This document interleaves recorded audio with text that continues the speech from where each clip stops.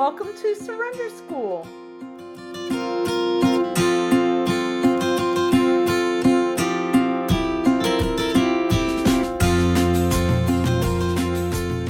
Joe and Charlie Big Book Study. This is week 8, step 4, part 2. We are going to be introduced to Joe and Charlie. Joe M. McQueenie was an AA member, and he came into AA in the late or early 70s, actually, where he got sober. Then he met Charlie P, who also came in, um, got sober in 1970s as well. They met in 1973 and they started listening to the Big Book together or reading the Big Book together, and they found that they enjoyed it. And everything that they learned, they wanted to pass on to another individual. They always start any of their talks with indicating that they are not the gurus for Alcoholics Anonymous, neither the book nor the fellowship. They do not speak for AA as a whole. And just like Joe and Charlie, I am not an expert, I am not a guru, nor do I speak for any 12-step community as a whole. I simply have a passion for the big book of Alcoholics Anonymous, and I want to do my part in carrying the message of hope. So, the Big Book Study Week 8, how it works. We're going to be in page 67 through 71, and we are still, once again, step 4, part 2. We're going to be dealing with fears and sex conduct, or just conduct in general. And we are going to review, however, what we studied last week, the resentments, because that actually catapults us into what we're going to be learning this week. So, in the resentment, we had a form that we'll ultimately look at all of the columns. But in column 1, on page 65, Bill said that we write down, I am resentful at, and we write down those individuals top to bottom, not across the page, but top to bottom. And he used the example of Mr. Brown, Mrs. Jones, that my employer, my wife, and I added number 5 in pink there, my ex, because I'm going to show you how you can actually use this in real time, because sometimes it doesn't make sense to me in the book. So once again, we're just listing people, institutions, and principles with whom we are angry. And then in column 2, why are we angry? We then listed those top to bottom as well. And if you'll remember, Mr. Brown, his intentions with my wife, he told my wife about my mistress, and Brown may get my office job. And then for my example at the bottom, when I talked about my ex, I said he cheated multiple times and he lied frequently. That is the cause for why I was carrying a resentment for him. And we're going to soon see how that actually changes at the end. Then in column 3, how did it affect my one of my basic instincts? And if you remember, your basic instincts are your social instincts, your security instincts, your sex instincts, and your ambition. So, like with Mr. Brown, all of those items that have X's on them were actually compromised. His compassion, his prestige, or how other people see him, or how he wants other people to see him, his self-esteem, his personal relationships, those are all social instincts that were affected by his resentment towards Mr. Brown. And then under his security instincts, his material and emotional were both affected, but I only connected one of those with it. And as far as his sex instinct, his acceptable sex relationships, in other words, his relationship with his wife, and his hidden sex relationships, meaning his relationship with his mistress, were all affected by that.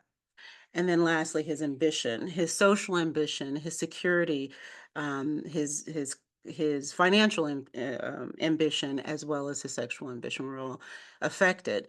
So when I looked at my ex and how that affected me, I looked at companionship was obviously affected, and what his cheating and lying did was it affected my companionship, my how other people saw me because I was worried about what other people thought. If he's cheating on me, something must be wrong with me. And then my self-esteem, obviously, and my personal relationships were affected because a lot of my friendships were tied around that relationship. And then it also affected my security instincts, my material and emotional were, well, not my material because we really didn't have anything tied together, but my emotional security was definitely affected. And then my, acceptable sex relationships were affected because he was the person I was in a relationship with, and my hidden relationships, it didn't affect that.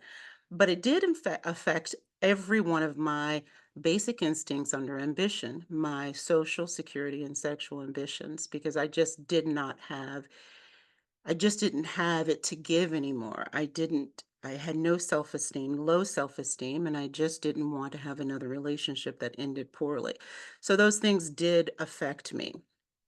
So then we look at column 4. And what is the exact nature of the wrongs, fault, mistakes, defect, or shortcoming? Where had I been selfish, dishonest, self seeking, and frightened? And when I started to look at this, really look at this, it affected every aspect, just like it did with the example of Mr. Brown in the book. It just affected every area of my life. And then finally, in column 5, we looked at, like I said, just in depth of where was I to blame? What was my part? What did I do to get the ball rolling? So I'm just going to use the example of my ex, for instance. Where was I selfish? I tried to change him. Where was I dishonest? I was not accepting of the truth when it was presented to me. Where was I frightened? Well, I didn't want to start all over. I waited 42 years to meet this man. And I didn't want to be alone again. And so I was very fearful that I would never have another relationship. And where was I inconsiderate? I talked so much crap about him to anybody who would listen, and some of it wasn't always truthful either. And some of it was very exaggerated. So, absolutely, those things were affected for me. Now, we're going to see each and every one of these columns again and again and again. We're going to see it in the fear inventory. We will then see it in the sex conduct inventory, and then we will see it again in the harms inventory that we'll do at the end. One that is a little bit different than the other two. So let's go ahead and start looking at our fear and sex conduct. We're going to start with step 4, part 2. And in step 4, part 2, we are going to go on, we're going to find the facts, we're going to face the facts, and we're going to accept the facts. So let's hear what Joe has to say about that. Morning, we're going to talk about fears a bit, and we're not going to psychoanalyze ourselves in any manner. We're simply going to do like the book suggested yesterday. We're going to find the facts, and we're going to face the facts, and eventually through this process we're going to accept the facts as they really are, truthfully. And it says also that when the spiritual malady is overcome, we straighten out mentally and physically. The spiritual malady not only is my relationship with God, but my relationship with me, my mental attitudes, and my relationship with other people. So that's just another form of spiritual malady that I had. And Dr. Jung said we're going to have a look at our ideas, emotions, and attitudes, and that's what we're doing through this inventory process. We're looking at ideas, emotions, and attitudes and see where they came from. And if we will, we'll go back now to page 18. And I'm going to read this little paragraph, and tells my whole story in one little paragraph. It says, an illness of this sort, and we've come to believe it an illness, involves those about us in a way no other human sickness can. If a person has cancer, all are sorry for him, and no one is angry or hurt. But not so with the alcoholic illness. For with it goes annihilation of all things worthwhile in life, and engulfs all whose lives touch the sufferers. It brings misunderstanding, fierce resentment, financial insecurity, disgusted friends and employers, warped lives of blameless children, sad wives and parents, and anyone can increase the list. In other words, it's a family illness. It affects everybody in the family to some extent. And if you live with one of us very long, you'll be affected by it in some manner, for sure. And as I look back in my life to see where these ideas, emotions, and attitudes that were to become the guiding force of my life started way, way back. And for me as well, the ideas, emotions, and attitudes started long before I realized I had the disease of addiction. I simply did not know what it was called. So if you're still following along with me, that was on page 18. And remember, anything in red on this particular presentation is a live link, and you can click on it at any point when you've downloaded it and go directly to the location in which Joe was talking about that, as well as in the Big Book online. Now, I want you to turn over to page 67. If you're following along with me, we are in How It Works. And remember, we're going to start with fear. And they're talking about the example that Bill has written there, where fear is in brackets. So now let's go back to page 67. And again, we're not trying to psychoanalyze ourselves. I just expound the facts. I accepted the facts as I looked at the facts, and I could see where I'd come from. It said, notice that the word fear is bracketed alongside the difficulties with Mr. Brown, Miss Jones, the employer, and the wife, 6 times along that column. This short word somehow touches about every aspect of our lives. It was an evil and corroding thread. The fabric of our existence was shot through with it. It set in motion trains of circumstances which brought us misfortune we felt we didn't deserve.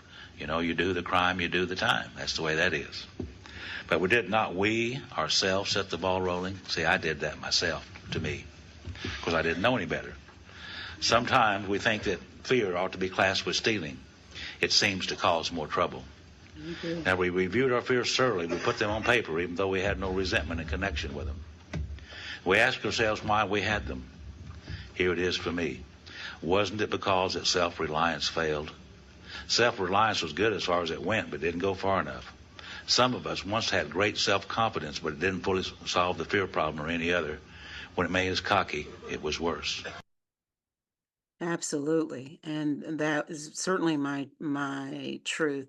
Some of us once had great self-confidence, but it didn't fully solve the fear problem or any other. And that was my truth. And I live that truth almost every day until I started finding the solution through the 12 steps. And that is my truth today. So thank you, God. So then we're going to go on and look at the fear form, review of fears form.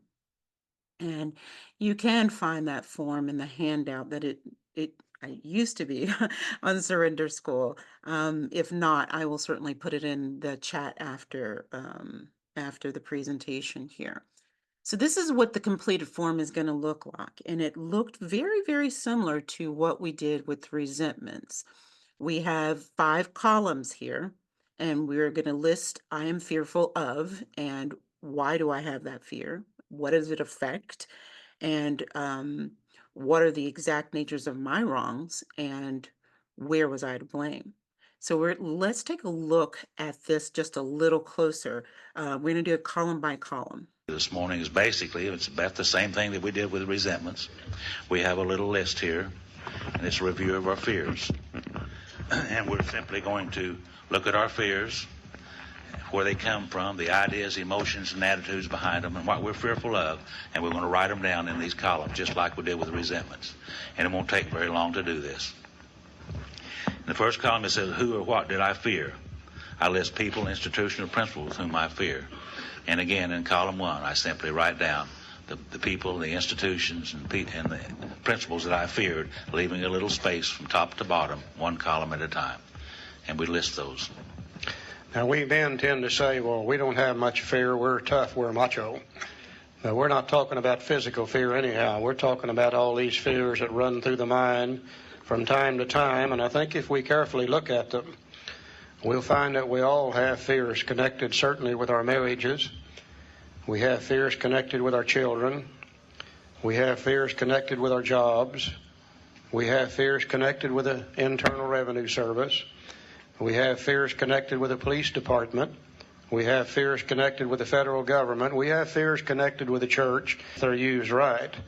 Mainly what we're looking at are these fears in our head that just continually kind of control us and rule us and dominate us. We've made a decision to let God direct our thinking. And if we have that many fears, then God can't, the fears do. But as I begin to fill out sheet after sheet after sheet, I begin to realize how much fear really does control me, rule me, and dominate me. So I did the same thing that I did with resentments, started top to bottom, listed each fear, leaving a little space between each one of them.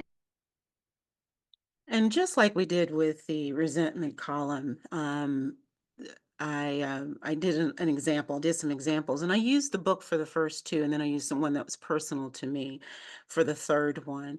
Last week, someone asked in the questions afterwards, what is a principle? Let's give me an example of a principle.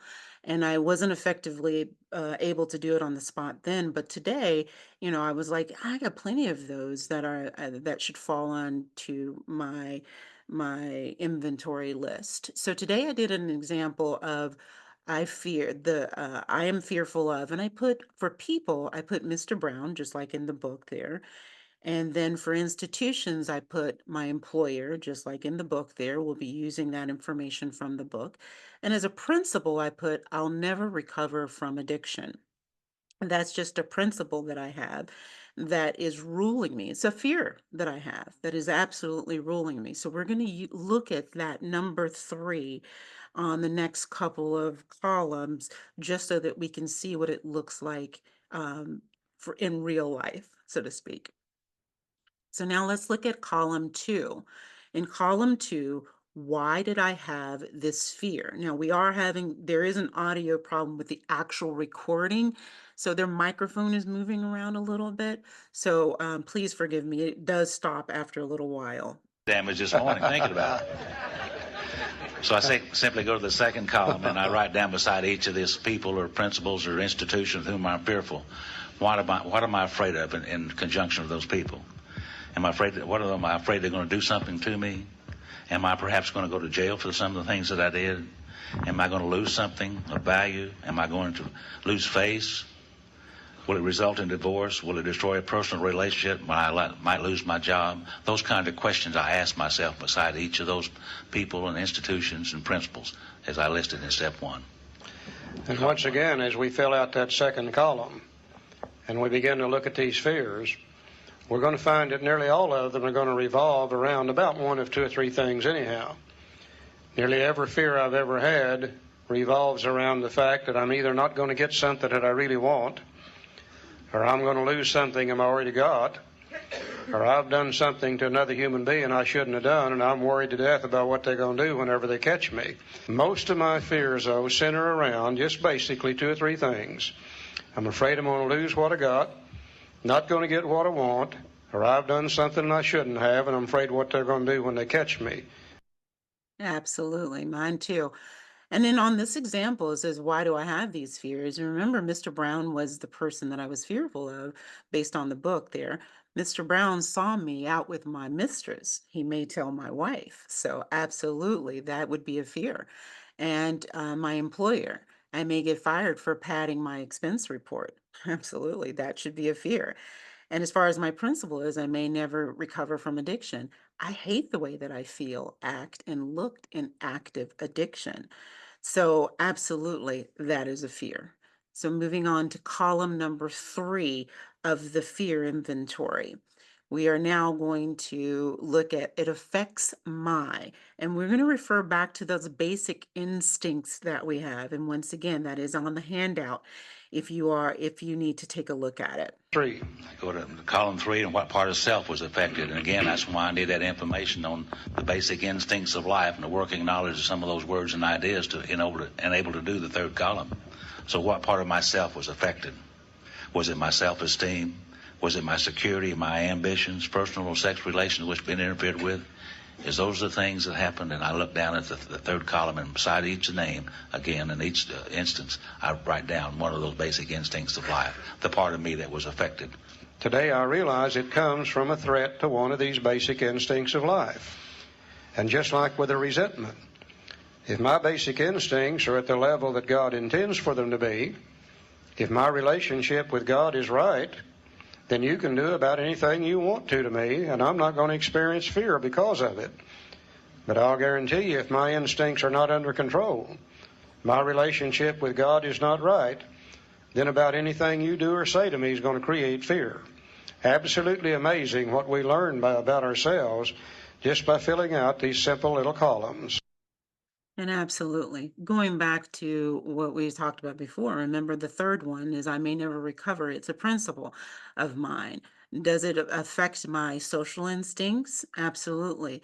My companionship and how other people see me, my self-esteem is greatly affected by how I act, how I feel, and how I look. And definitely my personal relationships, because when my self-esteem is low, I certainly don't have personal relationships very well. Does it affect my material and emotional? So my security, absolutely it does, because if I don't feel well, if I've gone out there and I'm using my drug of choice, chances are I'm not going to want to get up to go to work, which will start to affect my material very quickly because I won't be out there making the money that I should be making. And does it affect my sex instincts? Yeah, when my self-esteem is that low and when I'm that fearful of reaching out to people, there is no way that I'm going to have sexual relationships with anybody, whether they're hidden or acceptable. Does it affect my ambition? Absolutely. My social security and sexual ambitions. I have no energy to go out and do those things when I'm hurting myself with my drug of choice. So absolutely, now we can see how fear actually is controlling that particular inventory. May never recover. I'm fearful that I may never recover from addiction. It affects every one of my basic instincts. And now we move on to column 4. What is the nature of the wrongs? What did I do? So let's hear what Joe has to say about that. Go to the fourth column. Go to the fourth column, and we try to put out of our minds all these things that happened so far, and we write down, what did I do? What did I do to set the ball rolling? Did I do the crime to do the time? Yes, I did that. Was it when my wife was going to divorce me and I was fearful of it? What did I do? What were some of the things that I did? Well, I was uncaring for her. I didn't care about her, didn't consider her in any manner, in any way, and therefore I was afraid, and I didn't know that. See, I really didn't know that I was afraid of those things. It told us way back in step 3 that we invariably find that we've made decisions based on self, which later placed us in a position to be hurt. And we've made decisions trying to satisfy our basic instincts of life. And running on self-will, those basic instincts become insatiable things. We never get enough to satisfy them. And we're continually doing things that end up hurting and harming and creating other people.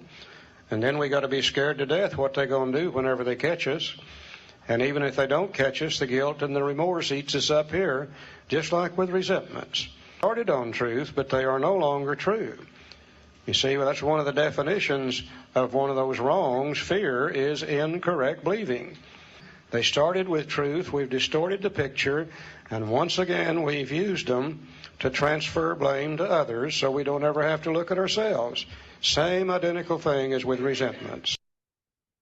And one of the pieces of feedback that I got last week is maybe looking up some of the words that are associated with what we're, the inventory that we're doing, and looking it up in multiple sources, not just one source, because you may find different definitions of fear. But for me, this was the definition for me. Fear is incorrect believing. I believe something that that is just not true in many cases, or I'm fearing something that is just not true.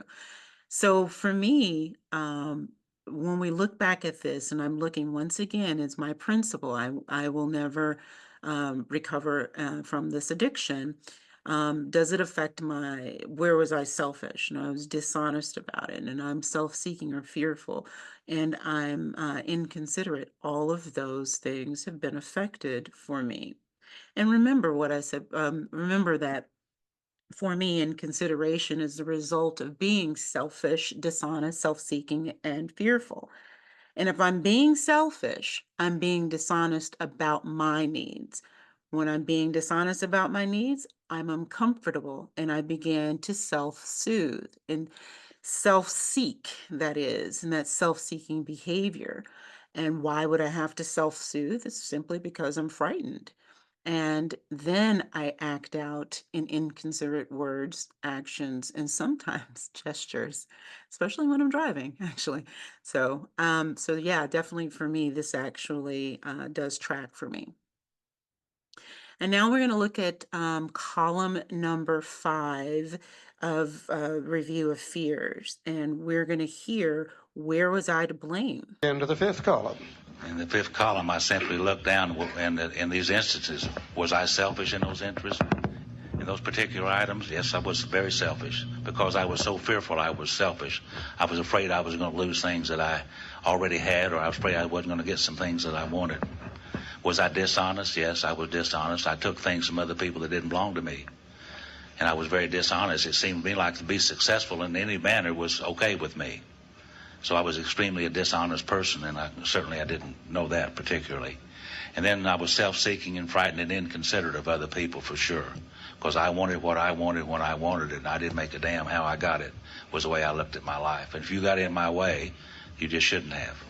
So I was a very selfish, self-seeking, frightened, and inconsiderate individual, and I did not know that. Well, if we wasn't so selfish, if we wasn't so dishonest, if we were not so self-seeking, frightened, and inconsiderate, we wouldn't have to experience near as much fear as we do.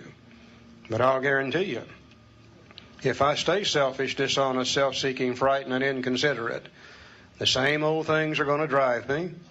I'm going to do the same old things I've always done. Fear, guilt, remorse is going to absolutely eat me up. Sooner or later, it blocks me off from God. It causes me to get drunk. Mm-hmm. Out in this fifth column, we see the exact nature of the wrong for step 5, the defects for step 6, the shortcomings we're going to ask God to take away in step 7, and then once again, many of the names over here in column 1 will be people and institutions we've harmed, and we're scared to death what they're going to do whenever they catch us. Mm-hmm. Absolutely. And once again, going back to my example of the principal, where was I to blame? What was my part? What did I do that initially got the ball rolling, and how could I have done things differently? Well, I ate too much. I eat too much. I will not exercise, do not like it, and will not ask for help when it's offered. And that's actually a character defect of mine. I just will not ask for help. Now, what could I have done differently? I could lay down my pride and ask for help. Absolutely. And I can accept that help when offered. So those are the things that I've been learning from the fear inventory. Now, what do we do with this information now that we have it? We've got it down on paper now. So what do we do? Let's take a look at what Joe and Charlie has to say about what's next. In prayer in the big book on step 4 regarding fears. You know, when I prayed for those people that I resented, my ideas, emotions, and attitude toward them changed. They didn't change, but I did. Now, prior to this idea about these fears, my whole attitude and outlook upon life was involved in these fears. I had fears in every area of my life and didn't know it. Because I hadn't had a God in my life either, but I've took step 3 and I've got God in my life. And now I'm on a different basis. And the book says perhaps there is a better way. We think so, for we're now on a different basis, the basis of trusting and relying upon God. We trust our infinite God rather than our finite selves. We're in the world to play the role He assigns. Just to the extent that we do as we think He would have us and humbly rely on Him, does He enable us to match calamity with serenity. Now, we never apologize to anyone for depending upon our Creator. We can laugh at those who think that spirituality is the way of weakness. Paradoxically, it's the way of strength. The verdict of the ages is that faith means courage. All men of faith have courage. They trust their God. Now, we never apologize for God. Instead, we let Him demonstrate through us what He can do. Here's more prayer. We ask Him to remove our fear and direct our attention to what He would have us be. And at once, we commence to outgrow fear. And, you know, as I look back at that, my sponsor told me in those early days, he said the most important thing about prayer, the two most important things about prayer, one of them is to start, and the other one is to continue. When I started trusting and relying upon God rather than myself, then those fears began to come away from me. They weren't as intense as they had been. and they begin to get in the area where God intended for them to be. And at once I commenced to outgrow these fears. You know, we hear always about the promises on page 83 and 84. We never hear about the promises that are spread throughout the entire book. And I think one of the greatest promises to be found anywhere in the book is what Joe just read. We ask him to remove our fear and direct our attention to what he would have us be. At once we commence to outgrow that fear. Now we can take these deep-seated fears, just like deep-seated resentments, through prayer on a daily basis, asking God to take this particular fear away from me, direct my attention to what he would have me be instead of that, and at once I commence to outgrow that fear. And over a period of days, as he directs my attention to what he would have me be, and I try to be that, as I ask him to take that fear away, some morning I wake up and that fear is gone. It really, really does work. Courage, faith, and fear will not exist on the same plane. The fear will be replaced by the courage to do the opposite of that fear. And as we begin to change, it'll be replaced by faith that God really can do these things. And slowly we can remove those fears too. And that was information for me that I just did not know. First of all, I didn't recognize that was a prayer. As many times as I've read this book, I didn't know that that was a prayer. We ask him to remove our fears and direct our attention to what he would have us be. At once, we commence to outgrow that fear. And that was new information for me when I first listened to these recordings. And over here, I've also just put a little quote in from Bill W. here. It says, only the self-deceived will claim perfect freedom from fear. I think that's a great way to end our fear inventory here as we move into our sex conduct. Also, Dr. Bob said, if you and I are going to stay sober, we had better get busy. In other words, we got to take some action at this point. So now we're going to take a look at our sex conduct, and we are on page 68 and 69. And I don't think it's a joke that they make on the recordings that I did not put on this recording, but they joke about that most of the sex inventory is on page 69. I don't know if that's a coincidence or not. I have no idea. So let's start to take a look at our sex conduct, or our conduct in general. Bottom of page 68. Now about sex. We're getting ready now to look at the storeroom back here that's filled with guilt and remorse. And it seems as though we human beings hurt each other in the sexual area probably faster and easier than we do in any other way. We human beings are a little bit different. You see, God gives us this thing called self-will. And we can make choices about our sex lives. We can have sex any day of the year that we wish to. So what we're going to look at here for just a few minutes this morning is not so much as to how we do sex, but as to how we think about sex. Because how we think about it determines how we're going to do it. And that determines whether we're going to hurt other people or not. And that determines whether we're going to have to be eaten up with fear, guilt, and remorse associated with our sex lives. He said many of us needed an overhauling there. Now, you older fellas, don't get your hopes up. We're talking about mental, not physical. But above all, we tried to be sensible on this question. It's so easy to get way off the track. Here we find human opinions running to extremes, absurd extremes perhaps. One set of voices cry that sex is a lust of our lower nature, a base necessity of procreation. Then we have the voices who cry for sex and more sex, who bewail the institution of marriage, who think that most of the troubles of the race are traceable to sex causes. They think we do not have enough of it, or that it isn't the right kind. They see its significance everywhere. One school would allow man no flavor for his fare, and the other would have us all on a straight pepper diet. Well, we want to stay out of this controversy. We do not want to be the arbiter of anyone's sex conduct. We all have sex problems. We'd hardly be human if we didn't. What can we do about them?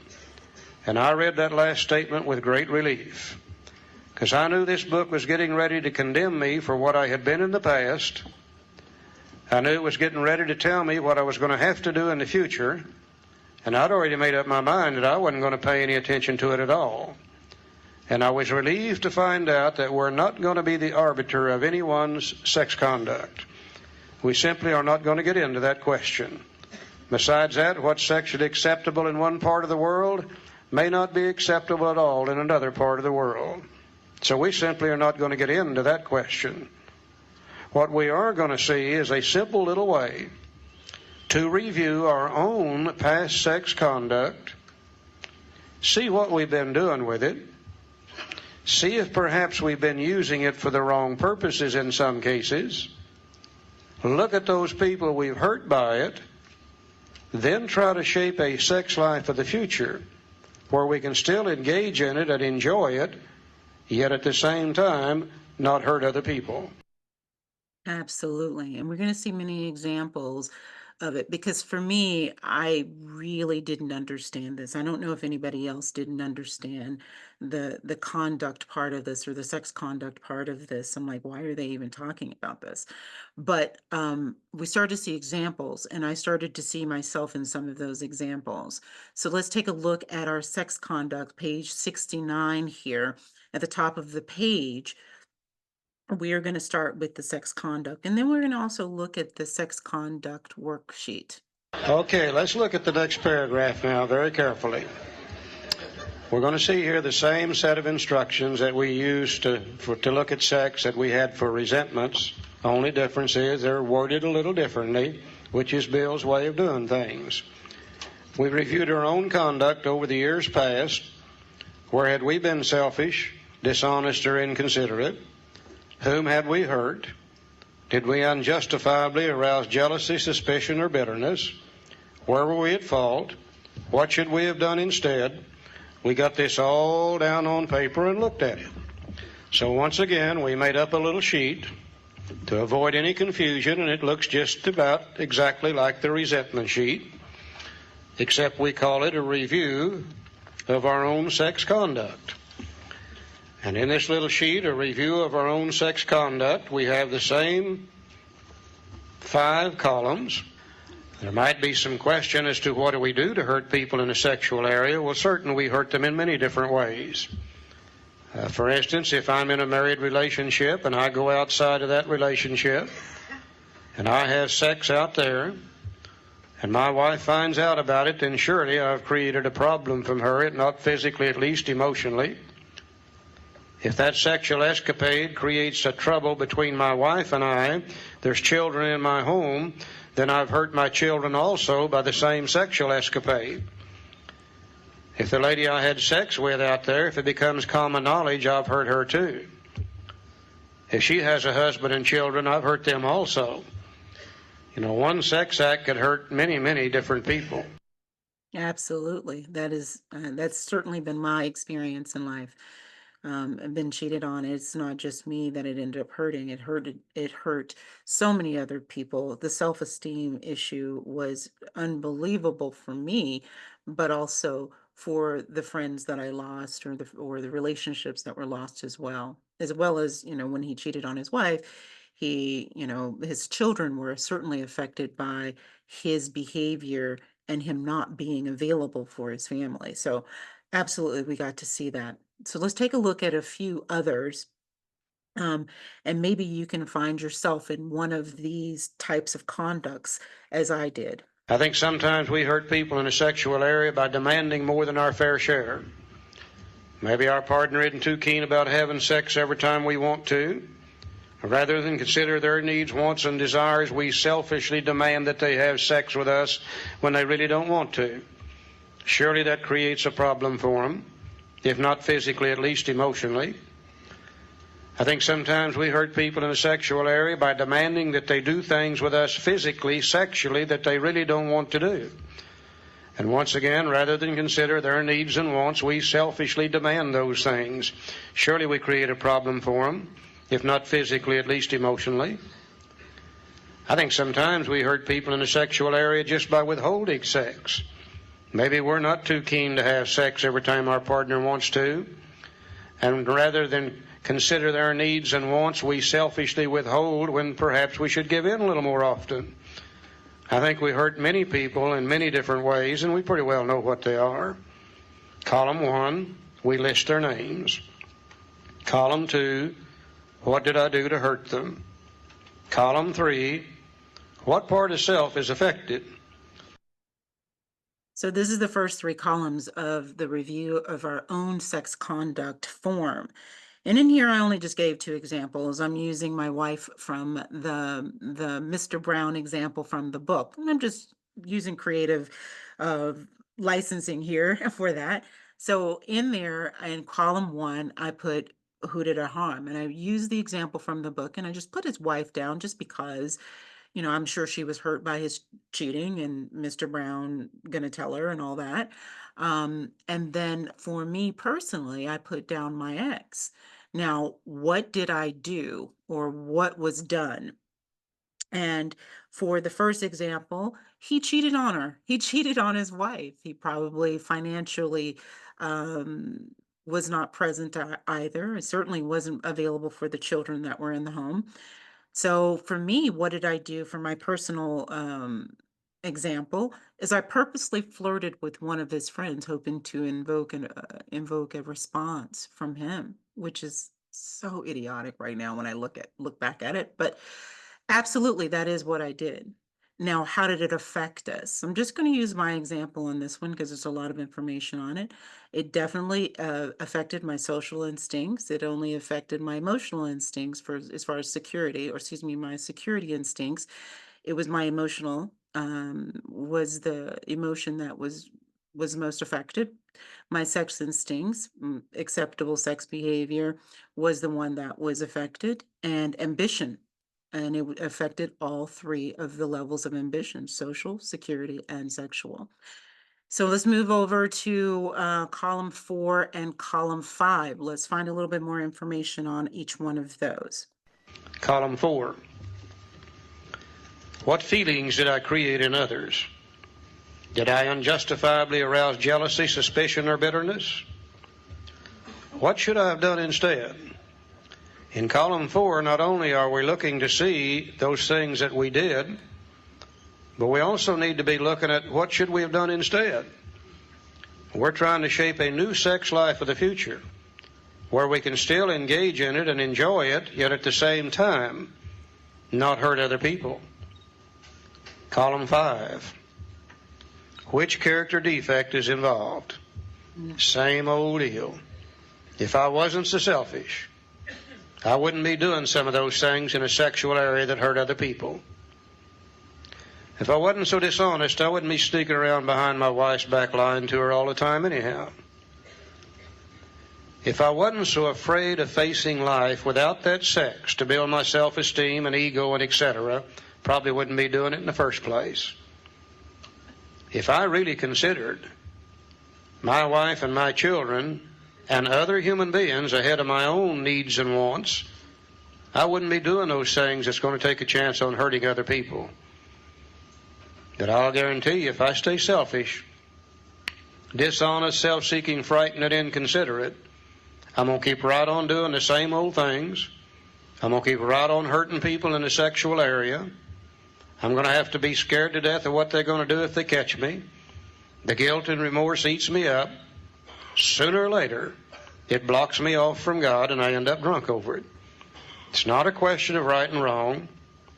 It's a question of what can we do and live with it with peace of mind and happiness and be able to stay sober in the future. At the very least, we're going to have to do something about some of these things, or sooner or later it eats us up. Now, once again, we're doing step 4. This is the sex part. In the 5th column, we see all the information now we need for step 5, 6, and 7. Quite naturally, all the names in column 1 will come off of this sheet and be added to the sheet to be used later on for steps 8 and 9. Again, I was amazed to see in many cases the same names appearing on all 3 sheets. I was too. And now Now, for me, I only use these examples, but my ex could actually show up on all of my sheets. So, in the end, this is what the actual completed sheet looks like. And I hope that you will share a little bit of what you perhaps wrote down on your fear or your sex conduct. So, now what do we do with this information now that it is completed? Now that we've completed this particular form, what's next? There are 4 different prayers in the next section on page 69 and page 70 that are asked of us so that we can be relieved of some of our conduct. Now let's see what we do with this information. He said, in this way, the way was just outlined, in this way we tried to shape a sane and sound ideal for our future sex life. We subjected each relation to this test. Well, was it selfish or not? And prayer is going to be used 3 different times in the next page or so. Here's the first one. We ask God to mold our ideals and to help us to live up to them. We remembered always that our sex powers were God-given and therefore good, neither to be used lightly or selfishly, nor to be despised or loathed. See, God never did give us anything that was bad. Whatever our ideal turns out to be, we must be willing to grow toward it. We must be willing to make amends where we've done harm, provided that we do not bring about still more harm in so doing. In other words, we treat sex as we would any other problem, more prayer. In meditation, we ask God what we should do about each specific matter. The right answer will come if we want it. Now, God alone can judge our sex situation. Counsel with other persons is often desirable, but we let God be the final judge. We realize that some people are fanatical about sex as others are loose. We avoid hysterical thinking or advice. I think all of us, deep down inside, we know what we should be doing and what we shouldn't be doing. Now, suppose we fall short of the chosen ideal and stumble. Does this mean we're going to get drunk? Well, some people tell us so. But this is only a half-truth. It depends on us and our motives. Now, if we're sorry for what we've done and have an honest desire to let God take us to better things, we believe we'll be forgiven and have learned our lesson. Now, if we're not sorry and our conduct continues to harm others, we're quite sure to drink. Now, we're not theorizing. These are facts of our experience. I had a young fellow come to me not long ago. He's still in his 20s. And he said, Charlie, my sponsor told me I couldn't have any sex the first year of sobriety. Is that right? And I said, no, that's not necessarily right. I said, you can have all the sex you want the first year. The second year, you can have it with other people. You know, sometimes it's hard enough to quit drinking without doing some other things, too. Yeah. Now, to sum up about sex, we earnestly pray for the right, more prayer. We earnestly pray for the right ideal, for guidance in each questionable situation, for sanity and for the strength to do the right thing. Now, if sex is very troublesome, we throw ourselves at the harder into helping others. We think of their needs and work for them. This takes us out of ourselves. It quiets the horny condition. It quiets the imperious urge when to yield would mean heartache. Old Bill used some fancy words, didn't he? Absolutely. So the next thing they're going to actually ask us to do is to review the harms other than sexual. So perhaps somebody didn't fall on your resentment list. Perhaps they didn't fall on your fear inventory or your sex conduct inventory. There is one more inventory, and I can only find the one with the 4 columns. I couldn't find the one with the 5 columns, but there is a 5th column, and we know what to do now. So we've done it now for resentment, we've done it for fear, and we've done it for sex conduct. So in this particular example, I used a coworker that I stole from her desk often, and how it affected me in the 4th column. But in the 5th column, which character defect does it involve? And they're going to ask us to do this one last thing. And once again, this particular handout, if you look across the top of the slide here, review harms other than sexual is a link. And you can go straight to the location and take the 12 to get to this particular form if you'd like. Okay. Now we're going to make one other suggestion before we leave the inventory. The book says we have the list for our amends. We made it and we took step 4. And we've looked at people we've heard on a resentment sheet. We looked at them on the fear sheet. We looked at them on the sex sheet. But there's other people we've hurt in other ways too that perhaps haven't popped up on any of these sheets. Maybe somebody we stole money from them, or maybe somebody we hurt physically. Many ways we hurt people. And any of those names that haven't come up on at least one of these three sheets, we suggest we take this fourth sheet, a review of harms other than sexual, and do exactly the same thing with it that we have done with the other sheets. Column 1, who did I hurt? Column 2, what did I do? Column 3, what part of self is affected? Column 4, what feelings did I create in others? What should I have done instead? Column 5, which character defect is involved? And if we'll do that, then we've got everything we need here for 4, 5, 6, and 7, 8, and 9.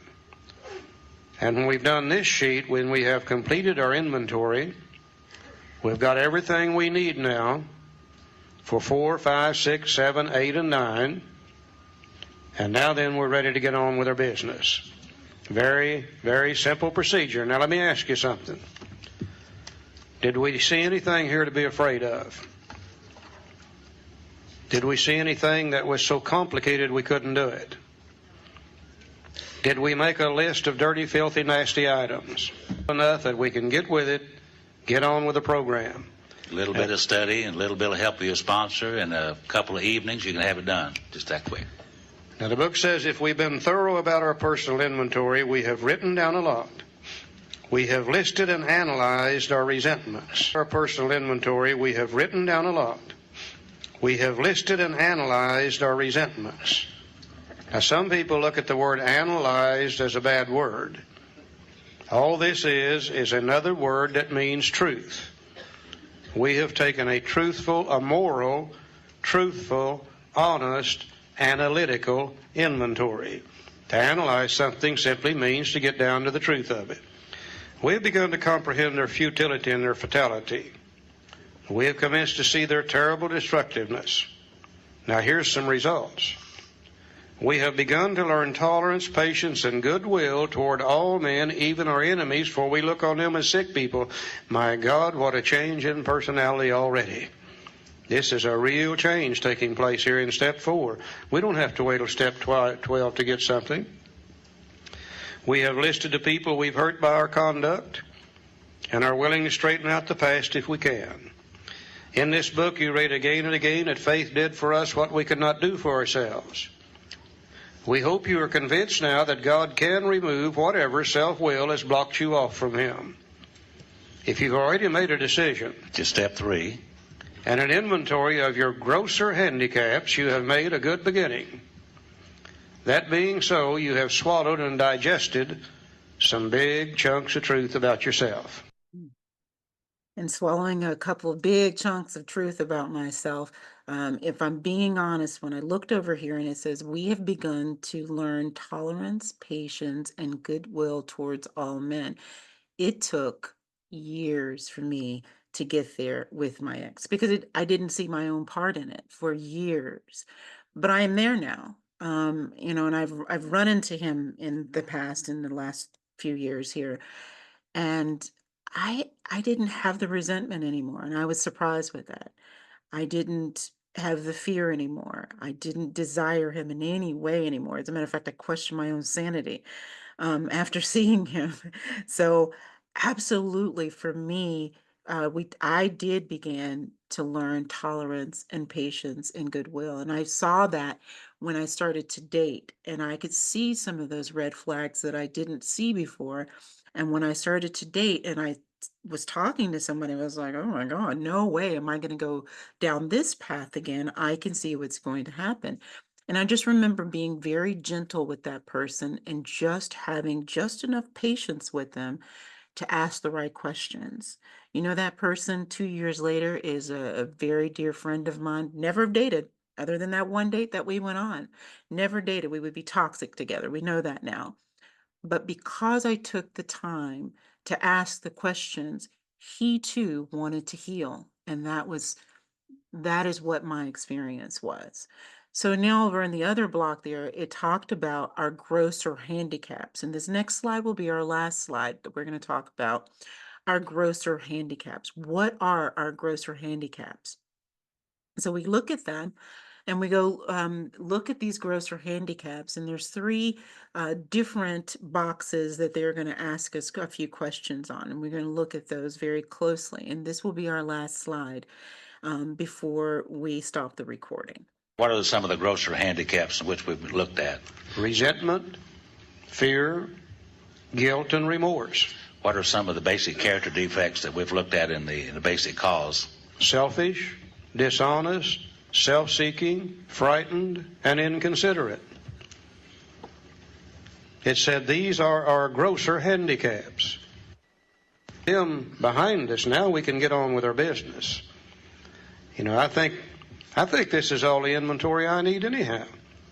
As I look back in my lifetime, I can't spot an emotional problem I've ever had that didn't revolve around one of three things: madder than hell at somebody, scared to death about something, or I'd done something I shouldn't have done and the guilt and remorse was eating me up.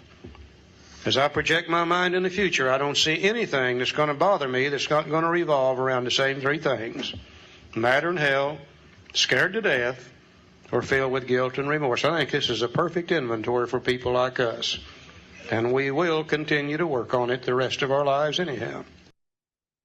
And that does bring us to the conclusion of step 4 here. So next week we will start on step 5, 6, and 7. And if we have time, we will do step 8, which I don't think that we will. But I do encourage you, just as someone made a recommendation to me, is to take a few moments to look up these words: resentment, look up fear and guilt and remorse, and look up selfish, dishonest, self-seeking, frightened, and inconsiderate, and look it up in more than one dictionary or more than one source.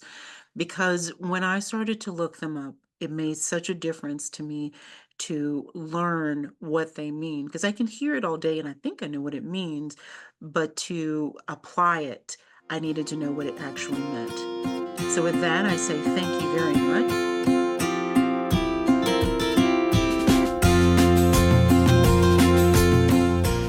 Thanks for recovering with us.